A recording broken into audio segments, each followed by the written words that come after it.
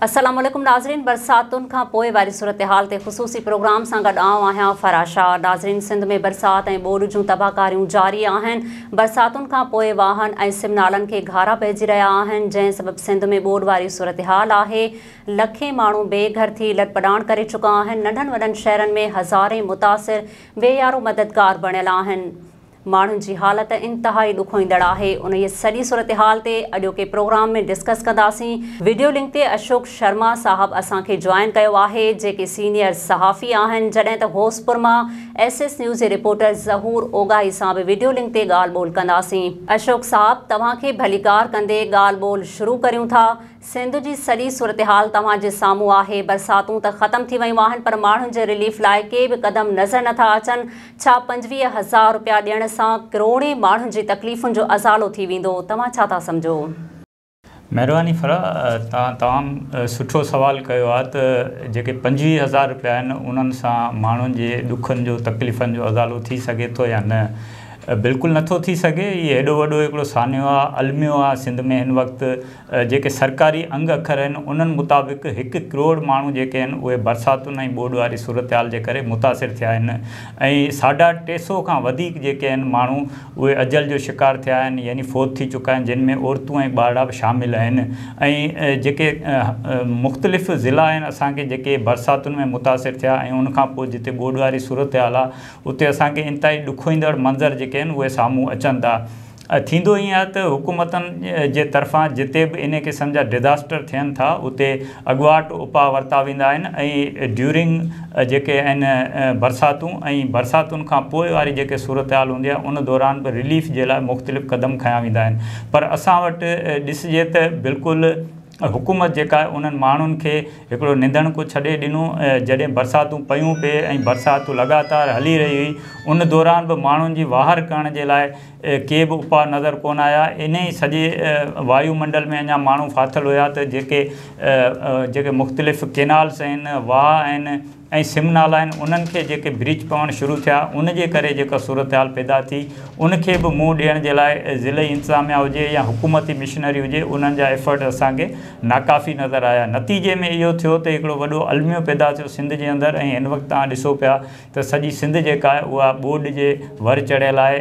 बरसातुनि जा जेके मुतासिर माण्हू आहिनि उहे बि असांखे रोडनि रस्तनि ते नज़र अचनि था ऐं जेके बेघर थियल माण्हू आहिनि उहे वाहर जे लाइ अञा ताईं मुंतज़िर आहिनि। सो चवण जो मक़सदु इहो आहे त हुकूमत खे घुरिजे त हाणे हिन मरहले ते जॾहिं बरसातूं जो जेको सिलसिलो आहे उहो बंदि थी वियो आहे त फ़ौरी तौर ते माण्हुनि जे रिलीफ जे लाइ कमु थियणु खपे। पर असां वटि बदकिस्मती सां जेके हुकूमती इक़दाम आहिनि उहे नाकाफ़ी नज़र अचनि था ऐं जेको माण्हुनि जी वाहर करण जे लाइ जेके उपाउ वरिता वञनि था ऐं जेको तरीक़ेकार आहे उहो मैकेनिज़म जेको आहे उहो असांखे हिकिड़ो मुदे ख़ारिज लॻे थो। यानी डिप्टी कमिश्नर वटि रिलीफ जे लाइ सामान अचे थो, उहो वञे थो असिस्टेंट कमिश्नर ॾांहुं, उतां वञे थो मुख़्तियारकार ॾांहुं, उनखां पोइ तपेदार जे हवाले ऐं आख़िर में जेके आहिनि से वरी उनखां बि नंढो जेको अमलो आहे रेवेन्यू जो उहो वञी हिकिड़े आम माण्हू मुतासिर ताईं वञी हिकिड़ी बिरयानी जी थैली पुॼाए थो।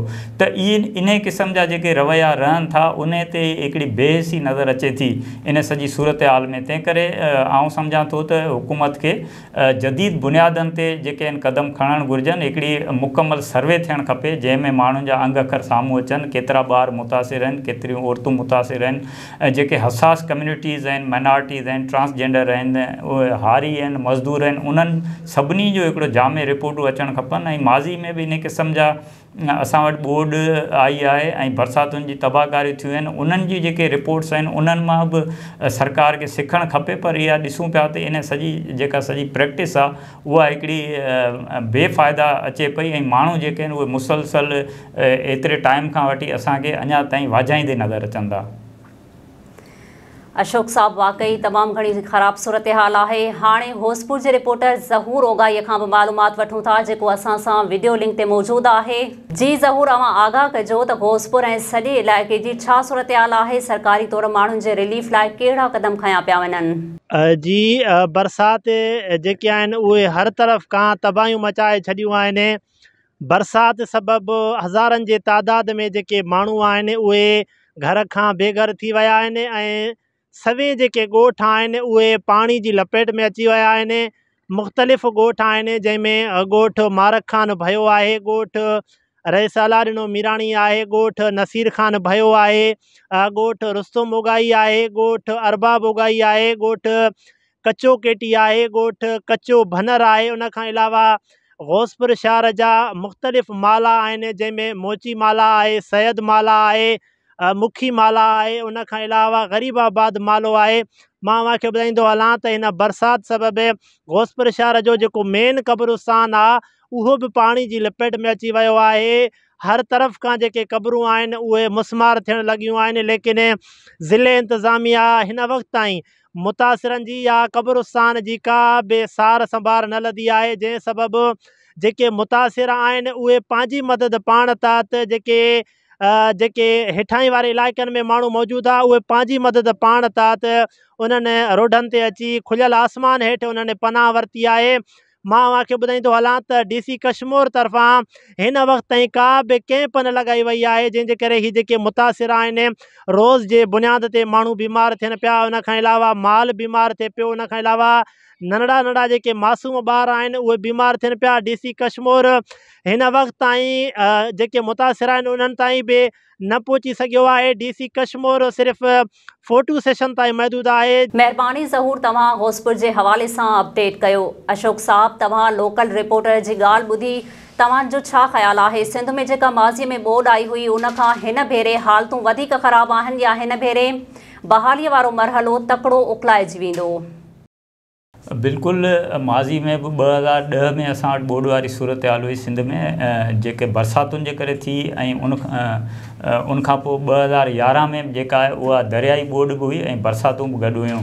त आउं सम्झां थो त हिन वक़्तु जेका सूरत हाल आहे उहा माज़ी जी भेट खां वधीक संगीन ऐं ख़राबु आहे, छाकाणि त माज़ी में जेका असां वटि ॿोॾि वारी सूरत हाल हुई उहो सिंधु दरिया जे खाॿे पासे जेका असां तबाही थी, यानी लेफ्ट बैंक ते जेके सिमनाला आहिनि ऐं जेको इरिगेशन सिस्टम आहे उहो मुतासिर थियो, उते कट लॻा, जंहिंजे नतीजे में असांखे नवाबशाह, मीरपुर ख़ासि सॼी डिवीज़न जेका आहे ऐं सांगड़, इहे सभु इलाइक़ा वेंदे थर ताईं मुतासिर थींदे नज़र आया। पर हिन वक़्तु सूरत हाल इन करे माज़ी जी भेट में वधीक ख़राबु आहे, छाकाणि त जेको सिंधु दरिया जो साॼो पासो आहे राइट बैंक, उते बि कंबर शेदात कोट खां वठी हिन पासे मंछर ताईं तव्हां ॾिसो त मेहड़, दादू, KN शाह, काछो, सेवण, इहे सभु इलाइक़ा जेके आहिनि असांखे हिन में ॿोॾि ऐं बरसातुनि वारी सूरत हाल में तबाह हाल नज़र अचनि था। माज़ी में जेका सूरत हाल हुई उन में जेके सिंध जा पुठिते पियल इलाइक़ा असां चऊं था, जंहिंमें थर, काछो ऐं कोहिस्तान जेके आहिनि उहे मुतासिर कोन हुआ। पर हिन भेरे ही चवंदा त 30 सालनि जो रिकॉर्ड टुटो आहे ऐं पहिरियों भेरो ईअं ॾिठो वियो आहे त थाणे बुलाखान जहिड़ो जेको पथरीलो देश आहे उते बि माण्हू बेघर थिया आहिनि ऐं उते बि तबाही थी आहे। जेके खीरथर जूं नयूं वही आयूं आहिनि उन्हनि तबाही कई आहे। दरावत डैम जेको आहे उहो ओवरफ्लो थी वियो, उन करे तबाही थी आहे। ऐं साॻी रीति असां ॾिसूं त माज़ी में जेके सिमनालनि खे घारा लॻा ऐं उहो पाणी जेको आहे अॻिते पंहिंजो रस्तो वठी हलियो, पर हिन भेरे छा पियो थिए त जेको पाणी आहे उनखे पंहिंजो घस न पियो मिले। जेको फितरी वहकिरा आहिनि उन्हनि ते कब्ज़ा आहिनि, जंहिंजे नतीजे में जेके आहिनि हर ज़िले में असांखे इहो नज़र पियो अचे त जेके मुख़्तलिफ़ MPAs आहिनि उहे ऐं जेके ज़िले इंतिज़ामिया जा ऑफिसर आहिनि, ब्यूरोक्रेसी आहे, उहे पाण में अटकिया पिया आहिनि। हर जेके बासर शख़्सियतूं आहिनि या पार्लियामेंट आहिनि उहे पंहिंजनि ॿनियुनि खे, पंहिंजनि बंगलनि खे ऐं पंहिंजनि एराज़ियुनि खे बचाइण में पूरा आहिनि। नतीजो इहो पियो निकिरे त जेके ग़रीब माण्हुनि जा ॻोठ आहिनि उहे पाणी जे ज़द में अचनि पिया ऐं इहा ई सूरत हाल आहे जो उहे बेघर माण्हू आहिनि उन्हनि जा जेके माल मता असां ॾिसूं था उहो बि असांखे रोडनि ते बेहारो मददगार नज़र अचे थो।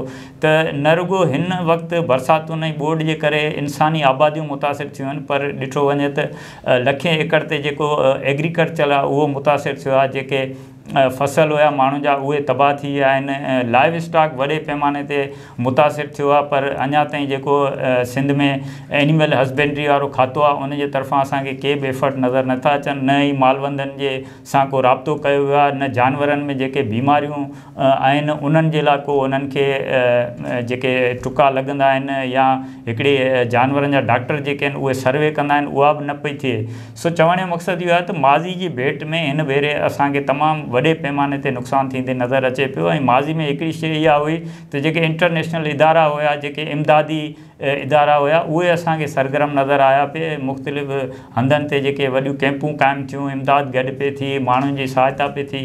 पर हिन भेरे असां ॾिसूं पिया त इन शइ जो फुक़दान आहे, छाकाणि त हुकूमती जेके पॉलिसियूं आहिनि उन जे तहत इंटरनेशनल NGOs खे हिन मुल्क मां तड़े कढियो वियो आहे। नतीजे तौरु असांजा माण्हू जेके आहिनि उहे हुकूमत जे रहम करम ते आहिनि। हुकूमत चाहे त उन्हनि खे मच्छरदानियूं फ़राहम करे, हुकूमत चाहे त उन्हनि खे राशन जा कटा मोकिले थी, न त अदरवाइज़ जेके ॿिया माण्हू आहिनि, जेके सिविल सोसाइटीज़ आहिनि, कॉम्प्रेस पार्टियूं आहिनि, सियासी पार्टियूं आहिनि, उहे सॼो हिन मंज़रनामे में असांखे किथे बि नज़र न पियो अचनि। वॾी महिरबानी अशोक साहब, तव्हां असांखे वक़्तु ॾिनो। नाज़रीन, तव्हां प्रोग्राम ॾिठो, पंहिंजी क़ीमती राय खां ज़रूरु आगाह कजो। हितां मोकिलायूं था वधीक ख़बरुनि ऐं अपडेट्स लाइ ॾिसंदा रहो SS न्यूज़।